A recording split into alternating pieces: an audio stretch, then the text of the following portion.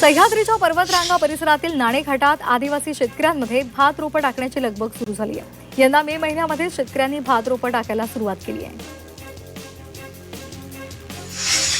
छत्रपती संभाजीनगर शहरामध्ये उन्हाचा चटका कायम असतानाच आता हवामानात मोठा बदल झालाय।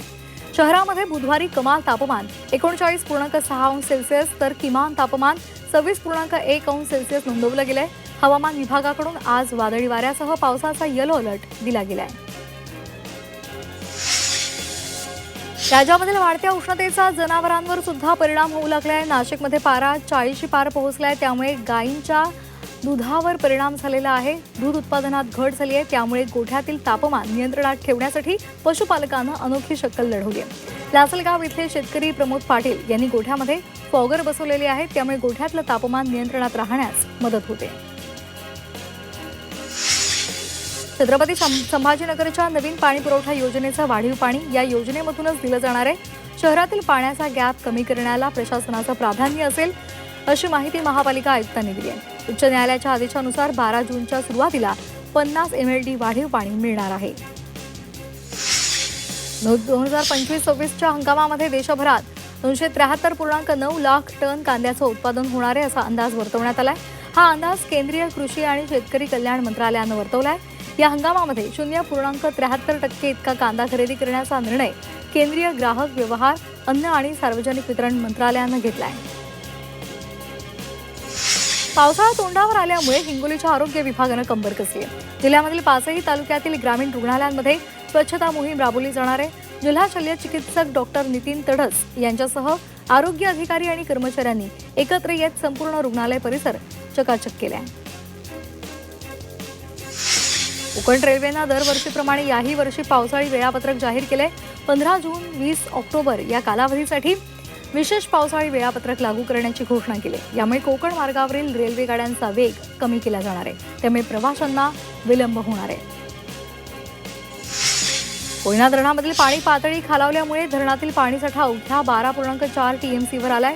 वीज निर्मिती करणाऱ्या महाजनकोचा शिल्लक कोटा सुद्धा 2 दिवस पुरेल इतकाच आहे। केवळ 0.58% असल्यामुळे 1 जून नंतर महाजनकोला वीज निर्मिती बंद करावी लागण्याची भीती आहे। पुण्यामधील जनगणना कामामध्ये निष्काळजीपणा करणाऱ्यांवर कारवाई केली जाणार आहे। कर्मचाऱ्यांवर कठोर कारवाईचे आदेश महापालिका आयुक्तांनी दिलेत। राज्यामधील 11वी प्रवेशाची पहिली गुणवत्ता यादी उद्या जाहीर केली जाणार आहे। उद्या उच्च न्यायालयामधील याचिकेनंतर शिक्षण संचालनालयानं सुधारित वेळापत्रक जाहीर केलंय आणि यासाठीची नोंदणीसाठी 26 मे पर्यंत मुदतवाढ दिलेली आहे। भिवंडी वाडा रस्ता दुरवस्थेमुळे कित्येक वर्ष अपघाताला कारणीभूत ठरतोय। पावसाळ्यापूर्वी वाडा रस्त्याची एक मार्गिका सुरू होणार आहे। 30 जून पासून एक मार्गिका वाहतुकीसाठी खुली केली जाणार आहे। औरंगाबाद जालना स्थानिक स्वराज्य मतदारसंघात निवडणूक पार पडणार आहे। निवडणूक पारदर्शक वातावरणात पाडण्यासाठी जिल्हाधिकाऱ्यांनी जिल्ह्यामध्ये 18 मे ते 25 जून रोजी मतदान प्रक्रिया संपेपर्यंत जमावबंदीचे आदेश लागू केले। तसंच दोन्ही जिल्ह्यात पोस्टर्स आणि बॅनर्स लावायला बंदी घातली आहे। विधान परिषदेच्या रायगड, रत्नागिरी, सिंधुदुर्ग स्थानिक प्राधिकारी मतदारसंघाच्या निवडणुकीची प्रशासनानं जय्यत तयारी केली आहे। 18 जूनला विधान परिषद निवडणूक होणार आहे। एसटी महामंडळाला आर्थिकदृष्ट्या सक्षम करण्यासाठी महत्त्वाचं पाऊल आता उचललं गेलंय। सातत्यानं तोट्यामध्ये चालणाऱ्या एसटी विभागांना नफ्यात आणण्यासाठी आता पालक अधिकारी नेमण्याचा निर्णय घेतलाय। मंत्री प्रताप सरनाईक यांनी मुख्यालयामध्ये या संदर्भातली बैठक घेतली आणि माहिती दिली। नाशिक कुंभमेळ्यासाठी पायाभूत सुविधांच्या विकासासाठी तब्बल 6,162 कोटी रुपयांच्या कामांना मंजुरी मिळाली आहे। 68 विकास कामं मार्गी लावली जाणार आहेत। मॅकमधील सहाय्यक कर्मचाऱ्यांची रिक्त पदं त्वरित भरा असे निर्देश मुंबई उच्च न्यायालयानं सरकारला दिलेत।